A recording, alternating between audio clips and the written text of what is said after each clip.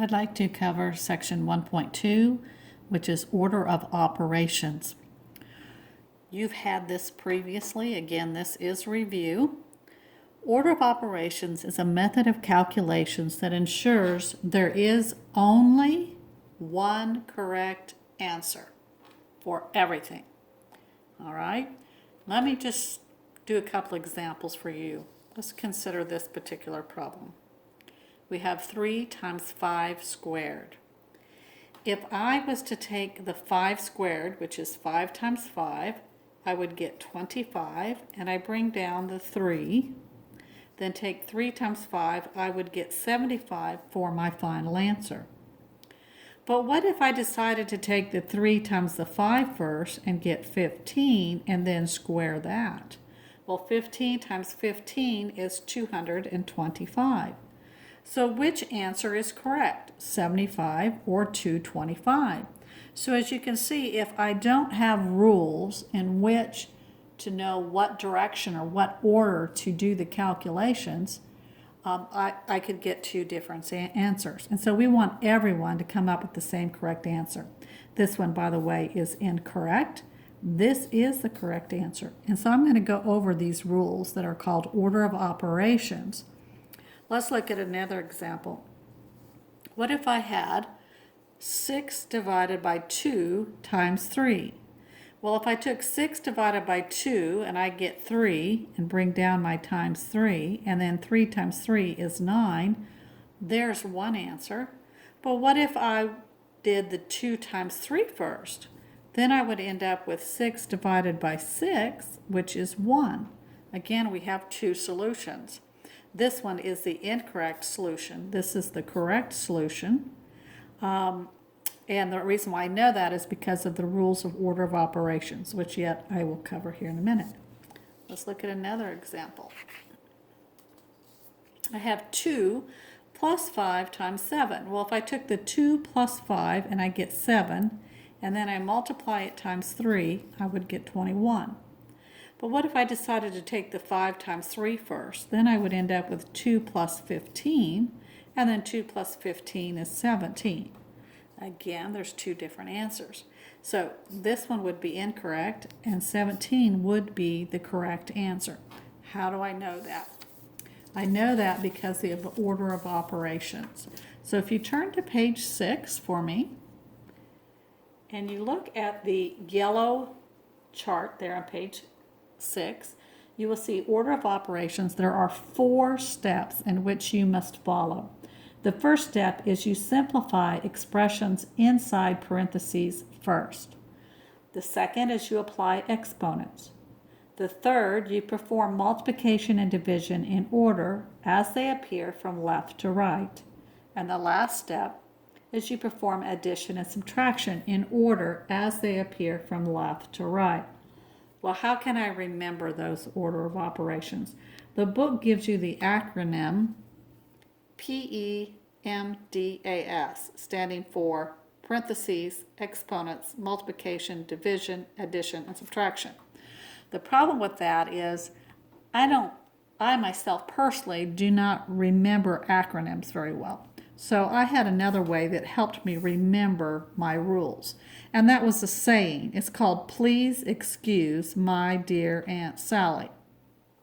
This helps me remember the step-by-step rules. And here's how that works. And before I begin, notice we have P for please, E for excuse, M for my, D for dear, A for aunt, and S for subtraction. So here's your acronym, but which I can't remember, so I always just said, "Please excuse my dear Aunt Sally." The please represents parentheses. That was our first step. Remember, we're supposed to simplify inside the parentheses first. The second step was you're supposed to do all the exponents, okay? The third step says perform multiplication and division in order. So both of these in order from left to right as they appear. And then the Aunt Sally stands for the addition of subtraction. Again, this is the 4th step. And again, you would apply that from left to right. So let's go and relook at our examples using the order of operations that I did before. Here was the first one that we did. All right, so what did we have? We have please excuse my, and I'm gonna put my dear Aunt Sally. All right, so first one, is there parentheses? Well, there was no parentheses. Is there an exponent? Yes, there was 5 squared. So I needed to take the 5 squared first, and then you do multiplication and division from left to right. So as you can see, I was following these rules of operations. Look at the second example. Again, we had what? Please excuse my dear Aunt Sally. Okay, so it says, first of all, do we have any parentheses? No. Is there any exponents? No. But we do have multiplication and division. But remember, that rule was that we were supposed to do them left to right as they appear. So starting from the left-hand side, the first one that appeared was division. So I need to take 6 divided by 2 and get 3 first. And then I can take the multiplication, because that would be the next one, and get 9. So you see, I did apply a certain rule. And if you remember on our last example, we had 2 plus 5 times 3. Well, again, please excuse my dear Aunt Sally. Well, are there any parentheses? No. Were there any exponents? No. Is there any multiplication or division? Because this needs to be done from left to right. So as I come across here, there was a multiplication. So I should take 5 times 3 first and get 15. Bring everything straight down. And last, it says any addition, again from left to right. Well, there's only one addition, and so we got 17. So I was applying actually the order of operations when I worked these problems. Let's look at some more problems.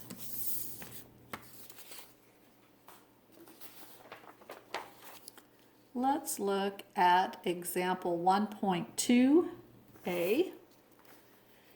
And I always like to write, eventually you will learn the order of operations. If you haven't already, you should have in pre-algebra. Please excuse, and I'm going to write it this way, my dear, because I have to go left to right, Aunt Sally.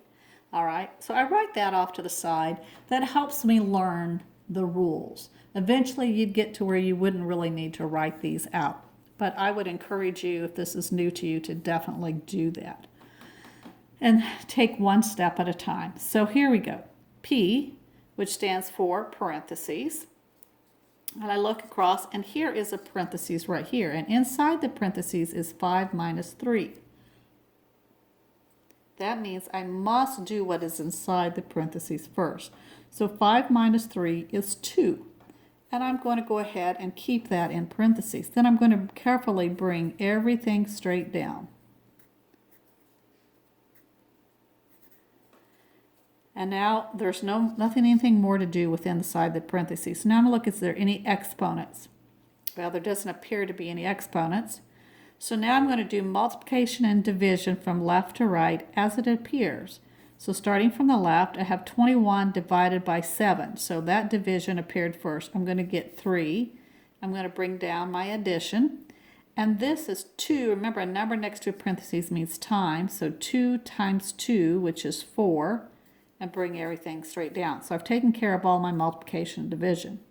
Now I'm going to take care of addition and subtraction, again working from left to right. So 3 plus 4 is 7.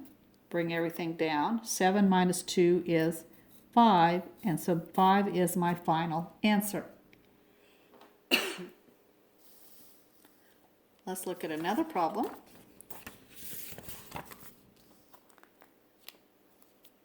See, hopefully I've got room to do it. Okay. So the next problem I have is, again, please excuse my dear Aunt Sally. Is there a parentheses? Yes, right here. There's a parentheses. That means I have to take care of what is inside of the parentheses first. Now, it isn't something simple as 2 plus 1, but we have 2 cubed. Inside the parentheses, you have to still follow the order of operations.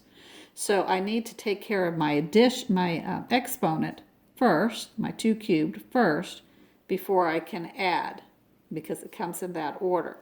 So you know that 2 times 2 times 2 is 8. 2 times 2 times 2 is 8.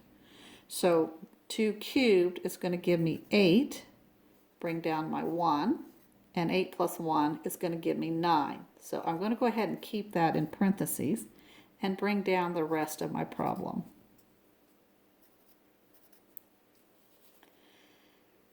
So I've taken care of everything that's inside the parentheses. Now I need to do exponents. Here is an exponent, 3 squared, which means 3 times 3, which is 9. Bring everything else straight down. And now I need to take care of multiplication or division from left to right. Well, the only thing we're left with is multiplication, because a number next to a parentheses means multiply. So 9 times 9 is 81. So there's my final answer there. Let's look at another problem. Here we have 8 divided by 4 all over 9 minus 6 plus 1. So I want to talk about grouping symbols. Remember, we had grouping symbols, or we had parentheses, okay? Well, there is more than one grouping symbol, not just parentheses, but we have brackets. There's such a thing as braces, and the division bar, the fraction bar, is also considered a grouping symbol. So when I do my please, excuse, my dear Aunt Sally, my order of operations, I'm looking for not just parentheses, but I'm looking for grouping symbols, okay?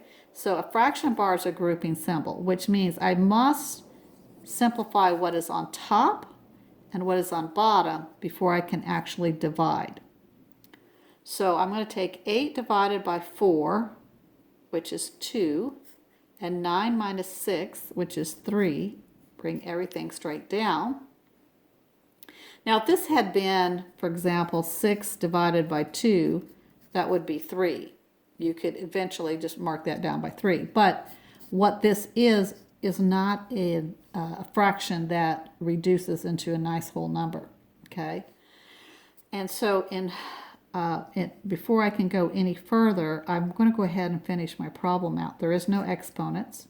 There isn't any multiplication or division, but there is addition.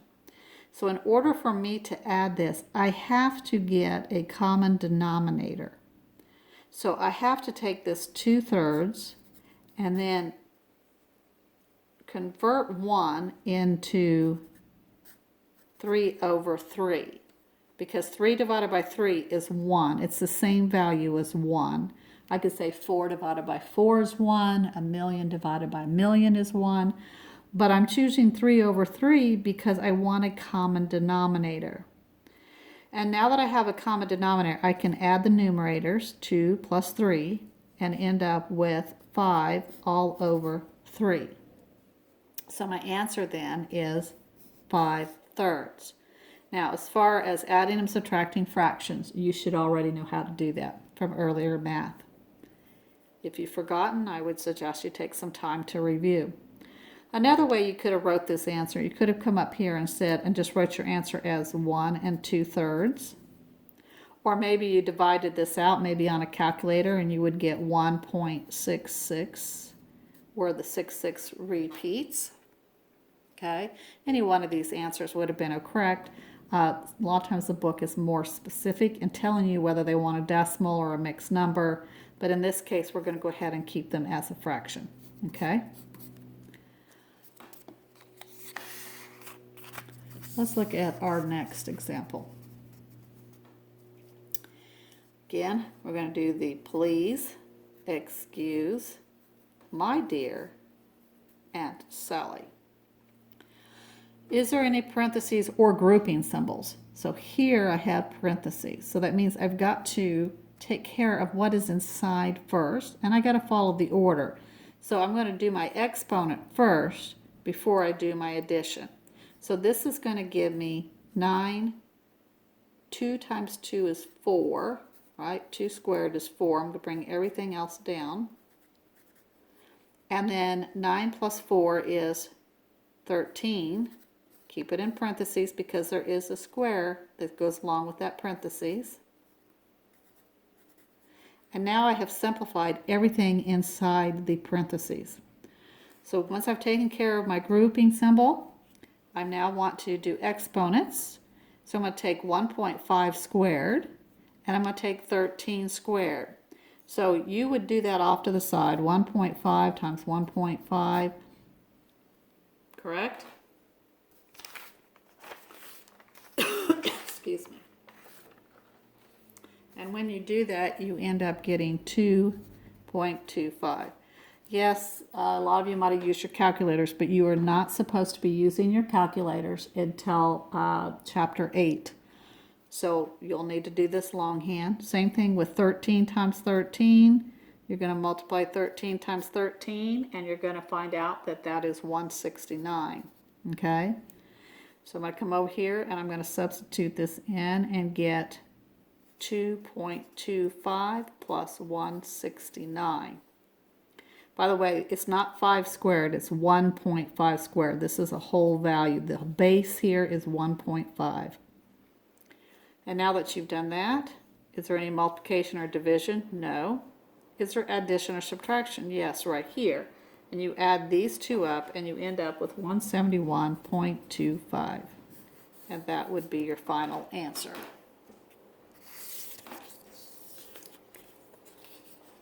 All right, let me see. I think we've got a couple more problems. All right. So I want to talk to you a little bit more about the different grouping symbols. Remember, we said you have a parentheses, you could have brackets, braces, or the fraction bar. Usually when you see these, they're going to be applied in succession. So what I mean by that is, if you had all these symbols in one problem, usually the parentheses is always used first for your first grouping symbol. If you were to have another grouping symbol, then you would use brackets, and then outside of that you would use braces, and the fraction bar can be anywhere. All right. So usually they're applied in succession. You're applied with the innermost grouping symbol. You take care of it first, then you take care of what's inside the brackets, and then you take care of what's inside the braces. Let me just give you an example. All right. So here you notice we have our parentheses, we have our brackets, and we have braces. So when I go and I say, okay, I want to say P, please excuse my dear Aunt Sally, I've got to take care of parentheses or grouping symbols first. I'm going to go to the innermost grouping symbol, which is my parentheses. So I must take 6 plus 5 first.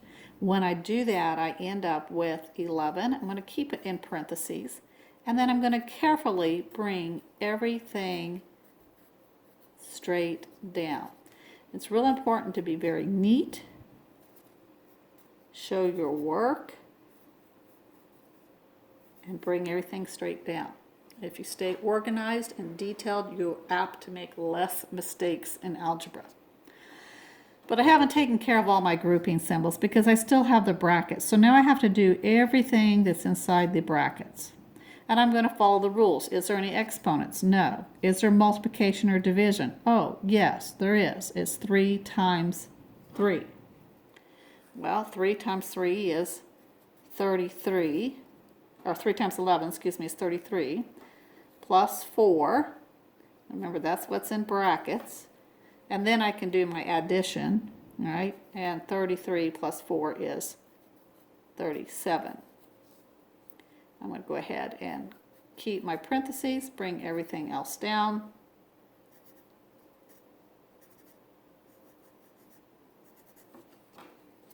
And I'm still working grouping symbols. I haven't even got to the exponents yet. So is there any more grouping symbols? Yeah, there is these braces. I have to do everything inside these braces right here. Inside the braces, I have 3 plus and then 2 times whatever is next to that bracket. Because remember, a number next to a parentheses means times. Well, a number next to a bracket means times as well. So 2 times 37 is 74.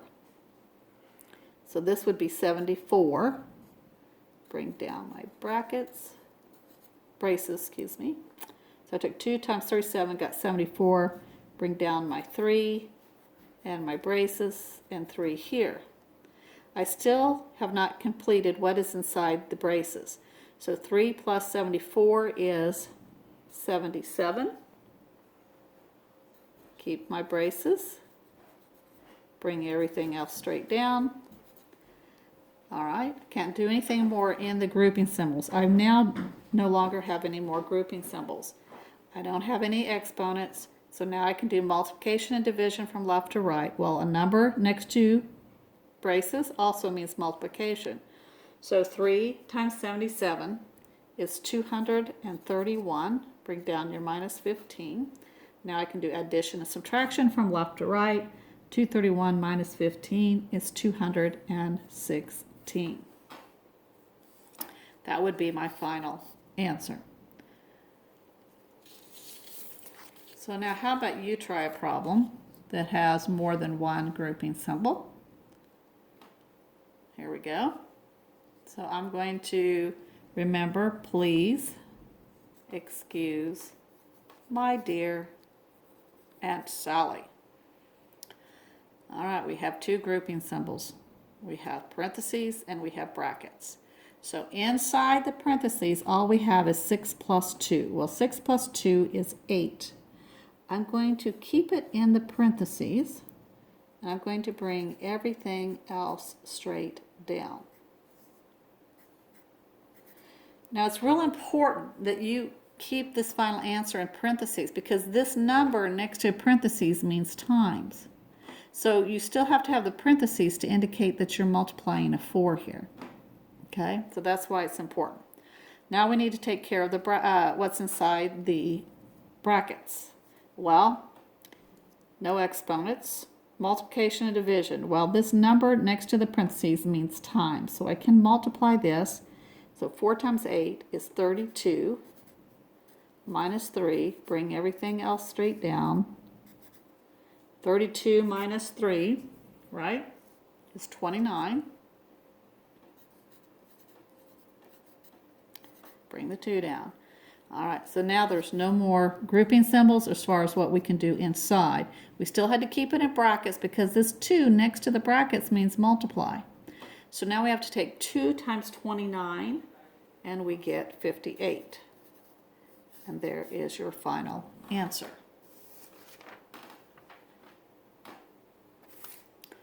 Again, on your homework assignment, you're going to be only doing on the section 1.2 anything that has that blue icon that kind of looks like this and it's blue over the problems. You don't need to do any of the other problems.